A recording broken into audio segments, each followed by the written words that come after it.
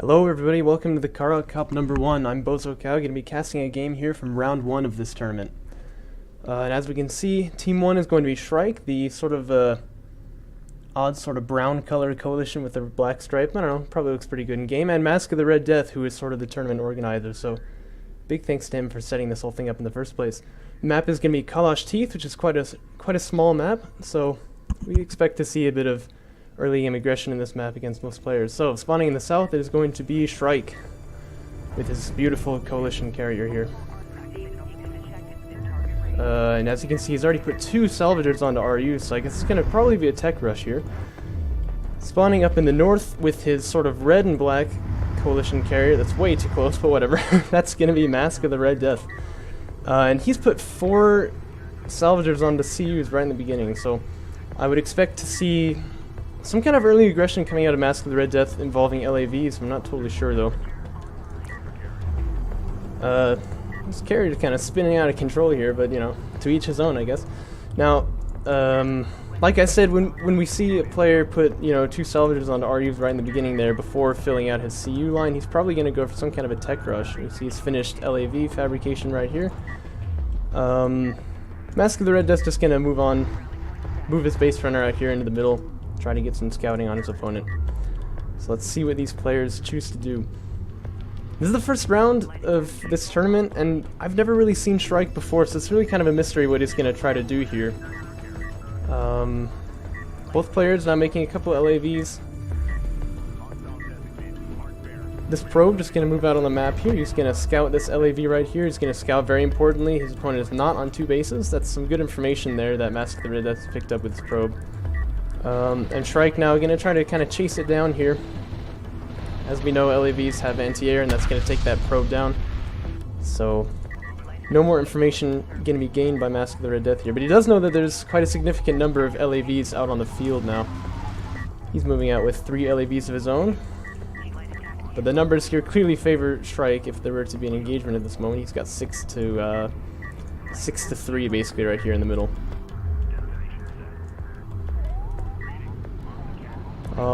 And Shrike is researching the assault pack for the LAVs. That's the upgrade that allows them to use their boost to kind of, push down through the map really quickly. I don't know what the tech is, of course, for Masque of the Red Death. We can't see that because of Homeworld's replay system. Some good focus fire coming in here for Shrike that's going to pick down an LAV. He should really have targeted that one, but it's too late now. One LAV going to go down on both sides now. Oh, he might get a second one here. Yeah, he might lose a second one too, though. Oh, they're really just shoving their armies into each other here. I think it's now like 3-2 trade, 3-3. Both of these armies is kind of getting decimated here. But Masque of the Red Death finds himself now not really with any army left. He should really just pull back to the carrier, use that sort of as some safety here. And I see that Shrike is now researching vehicle damage level 1. That's going to be pretty spicy as he comes in here trying to pick off some more salvagers here. Neither of these players seem to have teched up to anything yet, which is kind of interesting. Yeah, so Masque of the Red Death wisely just going to bring his carrier over here, but this is looking pretty dangerous now. He's only got, 2 LAVs left. They're not even really targeting the same person. Yeah, no, he'll clean up this, I'm sure. That shouldn't be too much of a problem, but there are some more LAVs coming out from Shrike on the bottom at the same time. So this fight will kind of get cleaned up here, and it doesn't look like either player has lost any salvagers. Actually, they're remarkably even here in terms of, CU's lost, although he may lose the base runners. Yeah, he's probably going to lose this base runner down here in the south. So first kind of little scrimmage of the game. Not too much decided in that little fight here. And Masque of the Red Death now has got his first AAV out on the field. A massive tank here. And that of course will ward off any further, any further LAV fights in his base, hopefully.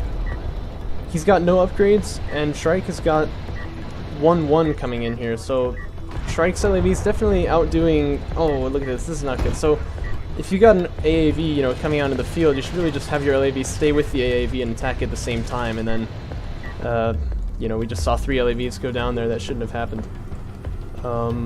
And as you can see in the units lost tab, it's now starting to get just a little bit out of control here as Masque of the Red Death lost a significant amount of units compared to his opponent here. Now, like I said, there's an AAV here that should kind of hold off the early game aggression here. I wouldn't expect this little poke here to really do anything. Although I don't like how Masque of the Red Death is moving his carrier. Oh wow, Salvager actually already goes down there, but you know, I'd much prefer it if you would just use these 2 armored assaults, kind of smoke out the Salvagers. They can even keep mining here, you know what I mean? And just keep his carrier back there, helping his ecos. It seems like he's been, you know, baited just a little bit there. Actually, on the economic side of this game, though, it seems like Masque of the Red Death is doing a little bit better. You can see, well, he was producing a support cruiser just momentarily there, but it seems like he's cancelled that. But his opponent is just now opening up this second base location here, so Masque of the Red Death should have more CUs in general, although he has lost a significant number more than his opponent, of course. And it's going to be now railguns from Shrike, which is, you know, the obvious counter if you're going to be facing AAVs, so that's a good choice.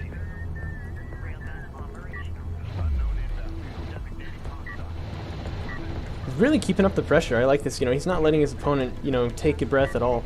Although this this LAV is going to go down, unfortunately, here, but you know, credit where credit is due. He's been in this base this whole time. I mean, like, his opponent has never really just been able to kind of calm down and get his bearings here. It's just been constant pressure on him.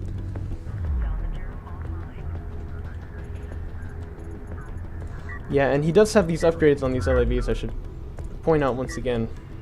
Masque of the Red Death, as you can see, still has not gotten any upgrades here, so his LAVs are going to be significantly worse in, you know, a direct fight than his opponent's, which is going to be pretty important if it comes down to a fight between, you know, railguns and AAVs, and Masque of the Red Death tries to push in with some light attack vehicles, but they just can't get anything done because these ones are better. So that's important. Always get upgrades. Upgrades are very important.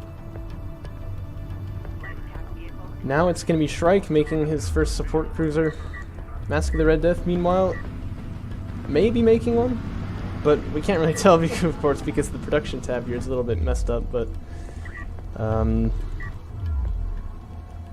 these armies are relatively small, so that would make sense. Yeah, there's the support cruiser. If both players are sort of, you know, trying to just macro up, just get a second base. Nothing particularly spicy going on at the moment. So certainly he'll move the support cruiser over here, and the support cruiser will, you know, take the space here.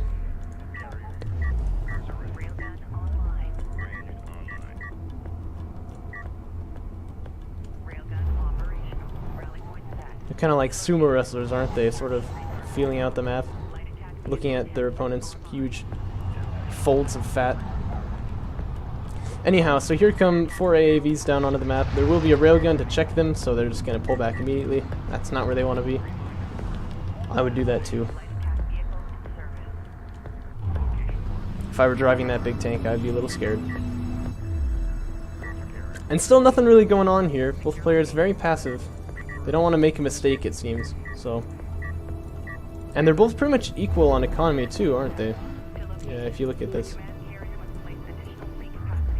Actually, wow, Masque of the Red Death has a lot of RUs. Like I said, it was interesting that he went for RUs first in the beginning, but he didn't do a tech rush like we were expecting, so I'm not totally sure what the idea behind all of that was. I'd love it if it would actually show me production, but I guess we'll just switch it to resources here. So, Shrike now has got quite the number of light attack vehicles, and it seems Masque of the Red Death wants to just trust in armored assault vehicles. He's not making any more of these. These will all get cleaned up here, these LAVs from Masque of the Red Death, because their upgrades are much worse and they have quite a couple of units to deal with. Oh, and now he's moving his entire army over there. I'm not sure I like that, because, you know, you can get bait and switch pretty easily that way if a bunch of LAVs come in here and then just kind of move out there after clearing those guys out, which seems to be pretty much exactly what Shrike is planning on doing here. Although I'd like it if you would sort of move these railguns up a bit and try to make a push out of this, but there are, of course, AAVs. Oh, this guy's in the wrong spot, but there are AAVs kind of in all the choke points here, so there's not really going to be any way that Shrike can push in just now. But he has indeed convinced his opponent to sort of, you know, move his guys away from here, which I think is going to be a bit of a crucial mistake if Shrike chooses to push in. I'd love it if one player would just, you know, make a base run or whatever and start, like, taking these artifacts out, especially Shrike. I mean, it seems like he's got more control over the field. If he would just make a base runner and just start taking artifacts out, he'd really get some pressure on his opponent without even having to move into his base at all. And now, you know, he's spotted that this whole army is over here in the right, and now he's just moving all these LAVs down here to these nice, juicy, succulent salvagers, completely unawares that their life is about to change. Here they come. And, you know, in case you didn't know, carrier with 1 power is not really enough to fend this off, so this is going to be some dead salvagers for sure. And the army from Masque of the Red Death is coming in, you know, to respond, but quite a bit slower, aren't they, AAVs than LAVs. And now there's, you know, this whole base has been cleaned up here, and it looks like he's going for a second, and indeed he can. There's 1 salvager down already. There goes a second. And then these LAVs can just make a clean escape here. And now if we look at the units lost tab, now it's, you know, basically double for Masque of the Red Death. So this is looking pretty dangerous. That was, like I said, not really a very good move to move the whole army over there.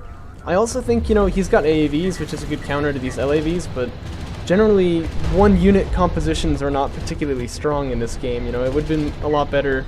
In fact, he might even lose this AAV, but it doesn't look like it. It would have been a lot better if he'd had, you know, AAVs and railguns, or AAVs and a lot of LAVs rather than just 5 here. And I think 3 of these were just produced too, right there, so. So that's just kind of a general rule, you know, 1 unit compositions generally are not very strong in this game. Both players starting to float a couple of resources. I'd like if you would research, you know, like battle cruisers would totally break this open, or fighter and gunship fabrication would be a nice move from Shrike here, but instead they both seem to be kind of content to just sort of sit here and wait. And what I mean by that is to not get any more tech. Once again, these LAVs just come in here and take out 1 salvager. They go in for a second here. That's 2. And he's out, you know. Oh, and he's on the other side too. This is a beautiful split here from Shrike. I didn't even notice this. Sorry if I'm offending your genius by not noticing all the things you do, but here goes the support cruiser. That's a big loss right there, because now all these salvagers have to mine long distance, and there's still nothing to protect them either. The army kind of slowly coming over here. This AAV might even get picked off. He's at such low health. There goes another salvager.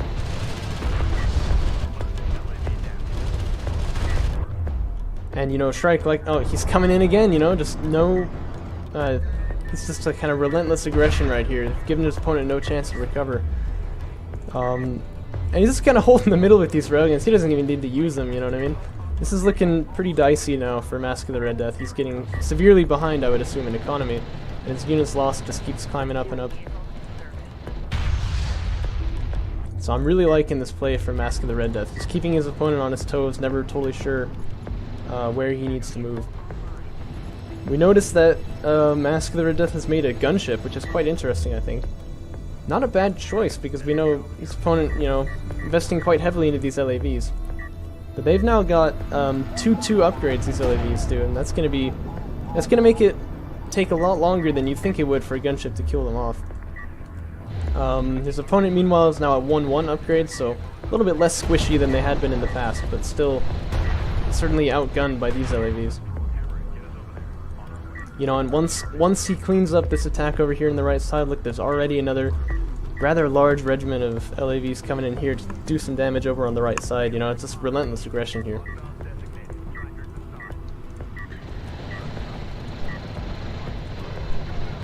There goes 1 salvager. Probably going to be a second, or maybe even a third here. The gunship is finally launched. Let's see what it can do. Yeah, it does some significant damage against these LAVs, that's definitely for sure. So that should clean up this attack here, but, you know, not until 3 salvagers die and a 4th that's quite low on health. Actually, Shrike seems to be, you know, chasing this gunship with the LAVs, which I think is kind of funny. Maybe he suspects he can actually kill it, but as you can see, that is not the case. And now, what is this? This is many railguns is what this is. I think Shrike could have finished this game off much earlier if you would just kind of move these railguns out here, you know. And then the AAVs can't even chase, they'll just get killed off. But it seems like that's finally going to be the idea. He's just going to close this game off here now with railguns if he moves them, you know, further than just right here.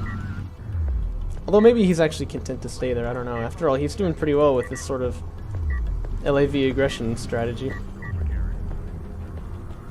And now he's researching more upgrades for his railguns and armored assault vehicles. Never a bad idea. Like I said, upgrades, upgrades, upgrades. They make all the difference. Now he's going to be coming in here with some more LAVs. This gunship coming in again. This gunship represents pretty significant, you know, pretty significant advantage actually for Masque of the Red Death. You see, it's going to be not really targeting the right unit. I'd say logistics modules are not as juicy and succulent as some nice salvagers would have been, but he is going to kill it for his credit.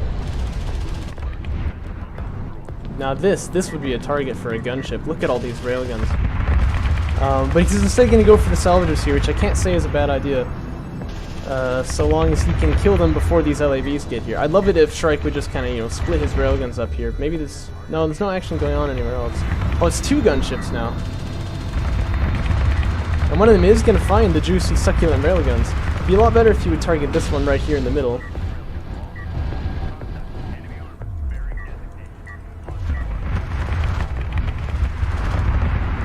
But I do always like the gunship. It's quite the spicy unit, as Magpie would have said.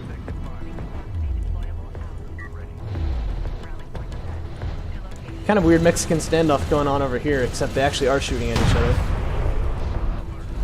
Yeah, he's done for. Well, now these railguns here have finally had enough of getting shot at by the gunship, and they're just going to move into the carrier. And that's going to be risky times now for Masque of the Red Death. I don't really see what he's going to do. His army's way over here on the side. He's got all these LAVs coming in. He's got armored assault vehicles ready to take out this first wave of LAVs. And these railguns here, they can pretty quickly kill off a carrier if there's this many of them. So this is going to be a little risky for Masque of the Red Death. These LAVs here, meanwhile, are going to kill an armored assault vehicle, which is something we don't see too often. Now that gunship is out, which is a good move, and these are so clustered. This is going to be some big damage. Oh dear, look at that. Yeah, I mean, each shot is doing pretty monumental damage here. And these railguns have been consistently targeting, you know, LAVs, which is not exactly the most efficient thing. Just kind of chaos all over here, but the general theme of the chaos is salvagers die, so do railguns. And meanwhile, you know, another attack of LAVs is coming in here. I like this again from Shrike. He's just gonna move in here and try to, you know, kill off what he can over on the left side. Actually, Masque of the Red Death is beginning to make railguns here. Those will get picked off though, as they are unfortunately dropping into the field right next to these AAVs, which are, you know, quite the counter unit if they're close up. Basically everything has died here now except for these 4 AAVs. These 2 AAVs just going on a mad, you know, death chase against this one LAV. That's all they care about in the world.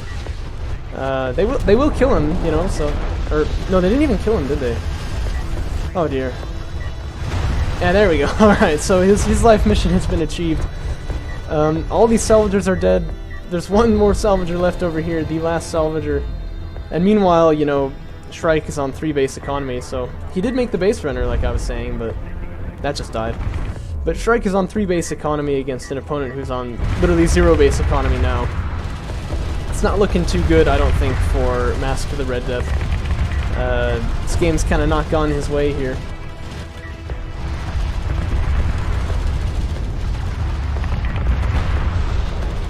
And now there's 3 railguns coming in here, except this time, crucially, there's literally nothing left over on this side of the map except for, you know, the gunship and a logistics module, but he's not playing so well, is he? More salvagers being built here, but it's gonna be too little too late. This is really looking like the end of the game here. I mean, I don't really see how it's possible that Masque of the Red Death could, you know, come back into this one. This gunship here's got a name now. Stole! He's rank 1. But that will not be enough to save Masque of the Red Death, I don't assume. I would love it if you would, never mind, that was a stupid comment. Anyway, he's just going to be focusing down the carrier, which I think is a good move. Perhaps he could get, you know... Actually, he's researched missile batteries, hasn't he? If he could just build one of them, just send him over here, you know. One missile battery, it'll take out this gunship, and then you won't have to deal with, you know, getting shot. Oh! Hey, it's like he's read my mind. Well done there, Shrike. You've done the right thing. As I said, you know, one missile battery will take out this gunship here, and then that won't be a problem anymore. And now, other than, you know, these 4 LAVs that have been kind of produced in desperation, there's literally nothing left that can stop this attack here. Masque of the Red Death will choose that moment to GG out of the game, and that's going to be 1-0 for Shrike in this tournament. Kind of a strange game, wasn't it? It felt like both players weren't, you know, they weren't confident enough to really push out into the map, except for Shrike, who would run in with these LAVs. But meanwhile, this whole time he'd had, you know, these railguns up on this hill here. I feel like,